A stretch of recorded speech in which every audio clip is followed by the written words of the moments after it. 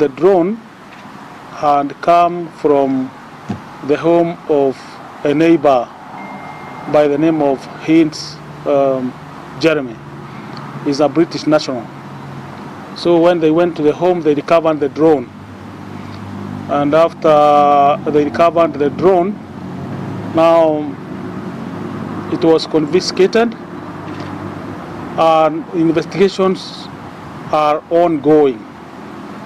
Today morning, I summoned the owner of that drone. He came to my office, and our investigators, led by our RCIO, Mr. Nakwaka, took up the investigations. And so now it's about we wait for investigations because our teams on the ground, that is our DCI officers, including of the ATPU and the NIS, going to look at the memory cards inside that device to see whatever it has